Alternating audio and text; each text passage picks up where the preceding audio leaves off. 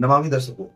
दोस्तों, हमें बहुत सारे लोग ऐसे होंगे जो कि मिस्टर मोहनदास करमचंद गांधी जी की बातों पे ज्यादा भरोसा नहीं करते या उनको एक महान व्यक्ति नहीं मानते। क्योंकि मैंने भी जितना उनके बारे में पढ़ने की कोशिश करी है, समझने की कोशिश करी है, मेरे को बार बार यही जवाब मिलता है कि मिस्टर मोहनदास करमचंद गांधी अपनी राजनीति पे ज्यादा फोकस करते थे। मे बी मैं गलत होऊंगा, कुछ लोग अलग सोचते होंगे, बट मेरा जो ओपिनियन है वो अपनी राजनीति पे ज्यादा फोकस करते थे और वो एक राजनीतिक व्यक्ति ज्यादा थे। और मेरे को राजनीतिक लोग जो राजनीति में ज्यादा फोकस करते हैं लोग, वो मेरे को ज्यादा पसंद नहीं आते। मेरा पर्सनल ओपिनियन है। क्योंकि जिनको राजनीति पसंद होती है, जो राजनीति करते हैं, जो राजनीति में ज्यादा फोकस करते हैं, वो लोग सिर्फ अपने लिए ज्यादा सोचते हैं। सबसे पहले अपने बारे में सोचते हैं, उसके बाद अपनी राजनीति के बारे में सोचते हैं, उसके बाद वो कहीं जाके थोड़ा मोड़ा देश के बारे में सोचते हैं और कुछ बचता है तो वो जनता के बारे में सोचते हैं। इसलिए मेरे को राजनीति से रिलेटेड लोग थोड़ा कम पसंद आते हैं। और मैं जितना भी उनके बारे में समझने की कोशिश करता हूँ, वो अपनी राजनीति को सबसे पहले प्रायोरिटी पर रखते थे। इस चीज का एग्जाम्पल के साथ मैं आपको समझाने की कोशिश करूंगा, क्योंकि आज मिस्टर मोहनदास करमचंद गांधी जी का जन्मदिन है। आज 2 अक्टूबर है, तो उनके बारे में थोड़ी चर्चा की जाए।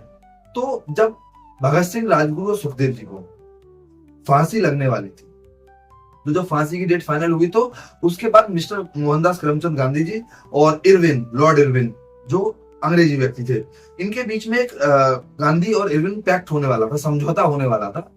उसमें इन लोगों के बीच में समझौता हुआ। पूरे देश की नजरें थी कि मिस्टर गांधी जी रिक्वेस्ट करेंगे इरविन से कि भगत सिंह, सुखदेव और राजगुरु की फांसी न दी जाए, या उनको थोड़ा मोड़ा और दंड दे दिया जाए, उनको फांसी न दी जाए।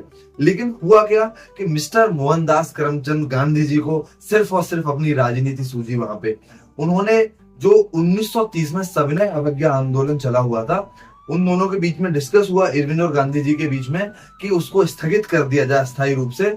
और गोलमेज सम्मेलन में कांग्रेस पार्टी बैठेगी आमने सामने एक सर्कल डेस्क पे और उनसे बातचीत करेगी। लोगों को बहुत सारी उम्मीद थी मिस्टर मोहनदास करमचंद गांधी जी से कि वो इन तीनों के बारे में सोचेंगे, इन तीनों युवाओं के बारे में, और इनको फांसी से बचा लेंगे। लेकिन गांधी जी ने इस चीज पे ज्यादा जोर दिया ही नहीं, इससे रिलेटेड ज्यादा बात करी नहीं। उन्होंने जो 1930 में जो सविनय अवज्ञा आंदोलन था, उससे रिलेटेड जितने भी लोग अंग्रेजी सरकार ने गिरफ्तार किए थे, पकड़े हुए थे, उनको रिहा करने की बात की गई।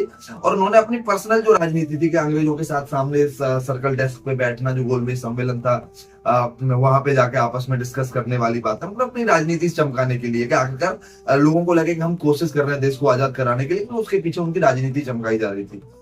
तो आप यहां से समझ सकते हैं कि देश के युवाओं का जो पूरा देश इंतजार कर रहा था कि उनको आजाद किया जाएगा, गांधी जी हमारे कोशिश करेंगे लॉर्ड इरविन से बात करने की, लेकिन उस चीज से रिलेटेड उन्होंने कोई बात नहीं की। और जब लॉर्ड इरविन ने उनसे पूछा कि मैं उम्मीद करके आया था कि आप उनसे रिलेटेड कुछ ना कुछ बात करोगे, तो मिस्टर मोहनदास करमचंद गांधी जी ने उनको कहा कि आपकी अदालत है, वो उनके ऊपर फैसले ले रही है, उन्होंने हिंसात्मक कार्यवाही करी है, मैं हिंसा के पक्ष में नहीं हूँ, मैं सिर्फ अहिंसा चाहता हूँ और अहिंसा से आजादी चाहता हूँ। और हम सब लोगों को पता है अहिंसा से हमें कितनी आजादी मिली है।